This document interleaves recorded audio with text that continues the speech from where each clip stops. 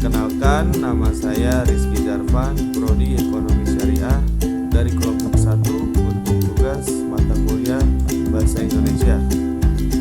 Ya, pertama-tama marilah kita panjatkan puji dan syukur kepada Allah Subhanahu wa taala yang telah melimpahkan taufik hidayah serta inayahnya sehingga kami dapat menyelesaikan tugas ini. Salawat serta salam yang selalu tercurahkan kepada Nabi Muhammad SAW. Dalam tugas ini kami banyak berterima kasih kepada Bapak Nurul Fadilah, MPD, selaku dosen pengampu mata kuliah Bahasa Indonesia, dan rekan-rekan semua yang mengikuti mata kuliah Bahasa Indonesia.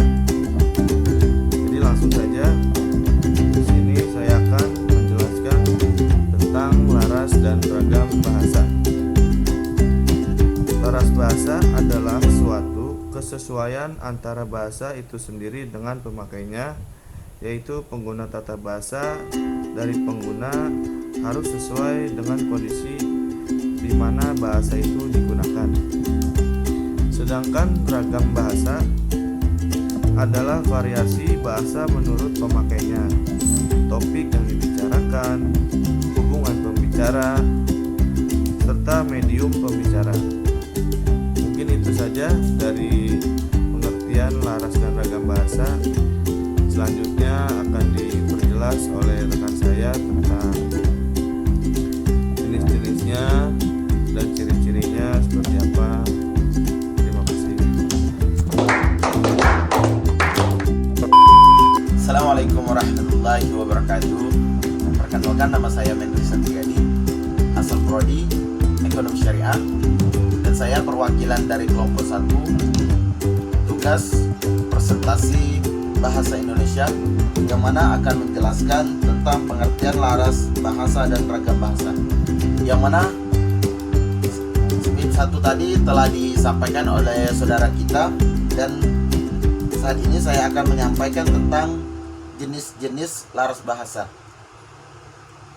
Secara umum, ada 2 laras bahasa yang biasa kita temukan dalam kehidupan sehari-hari, yaitu yang pertama, laras bahasa biasa. Laras bahasa biasa adalah laras bahasa yang sering ditemukan dan digunakan oleh masyarakat luas. Misalnya, laras bahasa yang dipakai dalam bidang hiburan, seperti laras bahasa berita, iklan, dan sebagainya.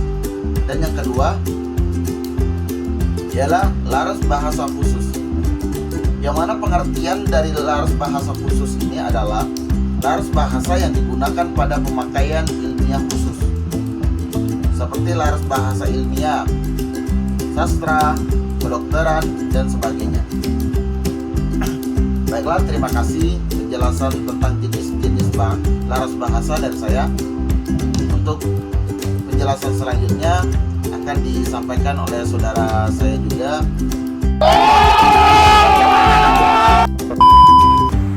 Jenis-jenis ragam bahasa. Ragam bahasa dibagi menjadi 3 bagian, yaitu 1.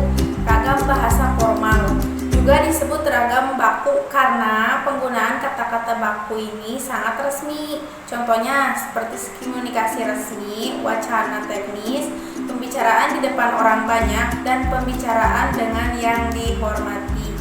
Yang kedua, ragam semi formal adalah ragam yang memiliki keunikan tersendiri karena mengikuti kaidah-kaidah dan aturan yang tetap, tetapi tidak dilakukan secara konsisten karena seringkali terselip kata-kata yang bisa kita gunakan sehari-hari. Yang ketiga, ragam non formal. Penggunaan kata-kata baku tidak mutlak, tidak sesuai dengan kaidah yang tepat.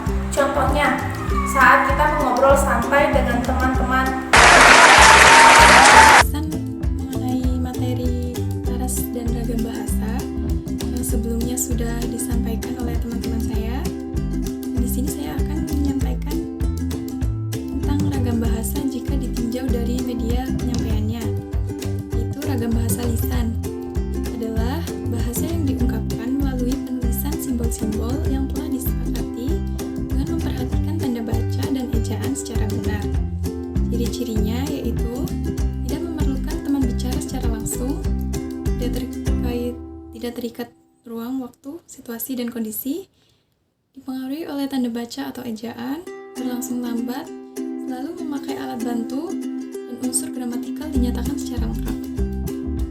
Keunggulan dari ragam bahasa itu sendiri yaitu yang pertama, informasi yang disajikan sangat dapat dikemas sebagai media atau materi yang menarik dan menyenangkan. Yang kedua, umumnya memiliki kedekatan budaya dengan masyarakat. Yang terakhir, tidak terkait ruang dan waktu. Sementara itu, kelemahan dari ragam bahasa yaitu sering terjadi salah pengertian, tidak bisa melakukan koreksi dengan cepat, sehingga diperlukan kesamaan yang lebih besar di saat menulis atau mengetik.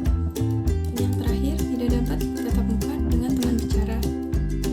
Sekian yang dapat saya sampaikan, selanjutnya akan dijelaskan oleh rekan saya. Terima kasih. Wassalamualaikum.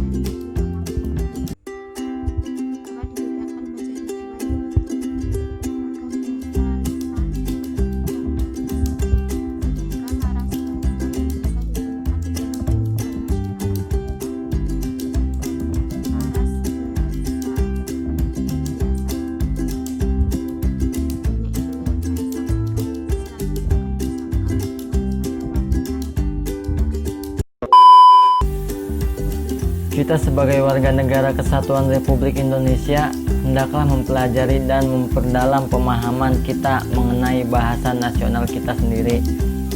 Gunakanlah laras bahasa pada tempat dan situasi yang tepat sehingga dapat mengurangi kesalahpahaman di dalam komunikasi yang dapat memicu timbulnya konflik. Pada masa sekarang ini bahasa Indonesia sudah banyak mengalami perubahan. Banyak generasi zaman sekarang yang lebih mengenal istilah-istilah asing dibandingkan dengan istilah-istilah bahasa Indonesia.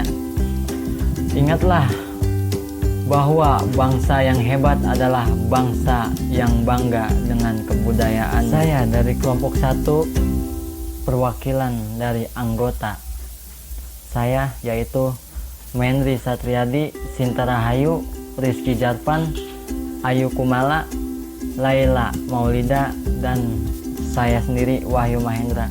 Terima kasih atas perhatiannya. Assalamualaikum warahmatullahi wabarakatuh.